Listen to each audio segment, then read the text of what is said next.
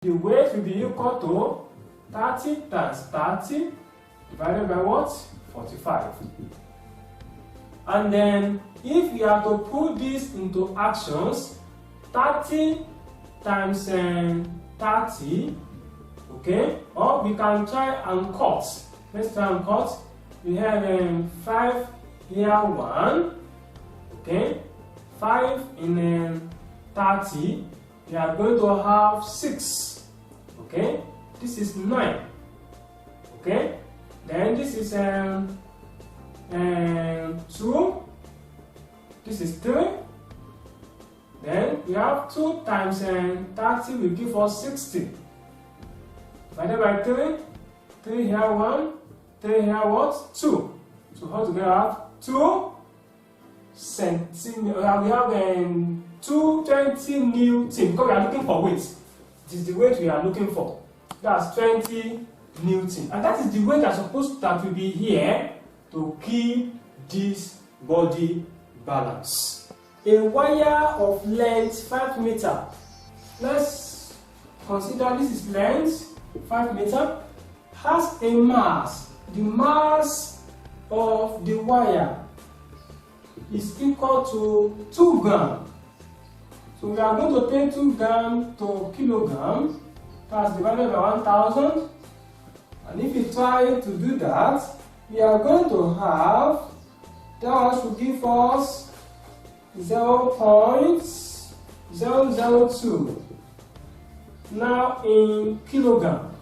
A wire of length 5 meters has a mass of 2 grams with one end of the wire attached to a turning fork of frequency. We also have a frequency which is equal to 100 Hertz. While the other end goes over a pulley and supports a mass of 3 kg. Calculate the speed of transverse waves and in the wire and the wavelength respectively. We have to calculate two things: the speed of transverse waves and at the same time the wavelength respectively. Let's take it one by one. This is the formula to calculate the speed of the transverse wave, okay, which is equal to tension in the wire divided by the mass, density mass. We have the what we call the density mass relationship, which is mass over length.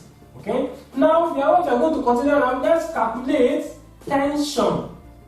The tension in the wire, and you remember that tension T is equal to mg, which is going to be the mass.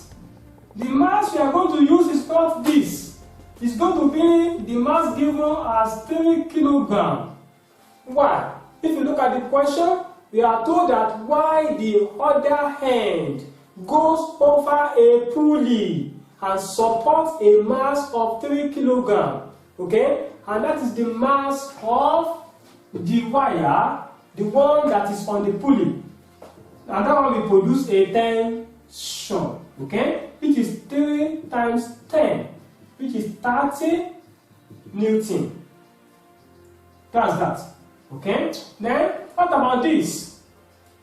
It also has its own formula. Let's have it, which is equal to M over L, and that's the mass we are going to use, which is 0.002 divided by 5. Let's see what will be the value of that. 0.002 divided by 5 will give us 0.0004. Okay, and that's the value of that. So we can move ahead now.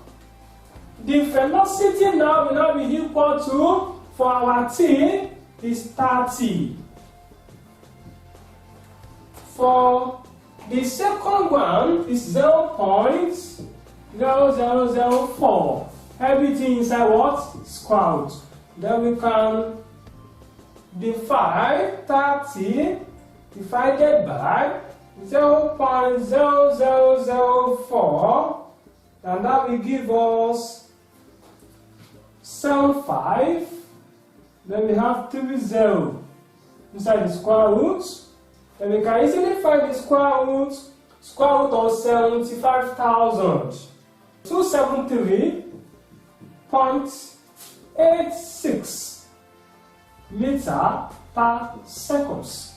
273.86 meter per second. It is meter per second because it is velocity. That's the first part. The second part says you should also calculate the wavelength. Let's recall the relationship between velocity, frequency, and wavelength. But we are calculating wavelength. Wavelength will now be equal to velocity over frequency. And the velocity now is 273.86 divided by frequency. The frequency has been given, which is 100. 100.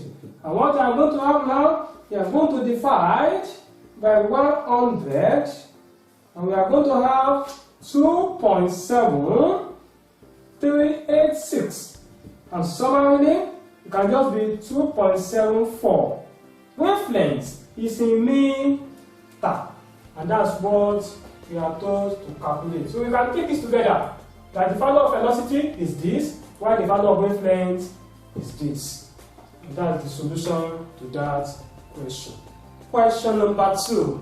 A man hears his echo from a nearby hill 2 seconds after he shouted.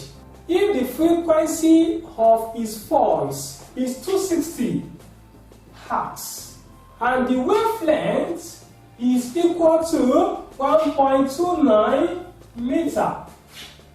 How far? How far means distance. In physics, how long means time. How far means distance. So, how far away is the hill? The formula to calculate echo is 2x over t. But if you look at this formula, there is nothing like velocity here. We are only given time and we are calculating for this. We are given t, no velocity.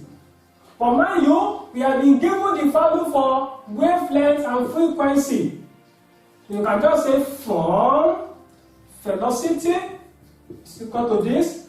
That is the relationship between velocity, frequency, and wavelength. Okay? So we can get another way of frequency is 260. Wavelength is 1.29. If you take everything together, you will get the value for velocity. So let's look at the value of 260 multiplied by 1.29. What are we having there? We have 335.4 meter per second. So that's velocity now. So from there, you can now say velocity is 2x over t. Okay? 2x is equal to 50.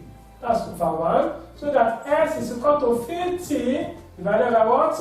2. Which is equal to our v now, which is 335.4 times t. The time given is 2 divided by 2. Again, time is 2 seconds. So 2 cancel 2. What we are going to have is 335.4 meter. 335.4 meter. And that is the solution to that question.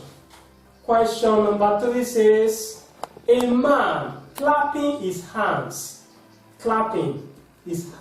at regular intervals observes that the echo of a clap coincides with the next clap.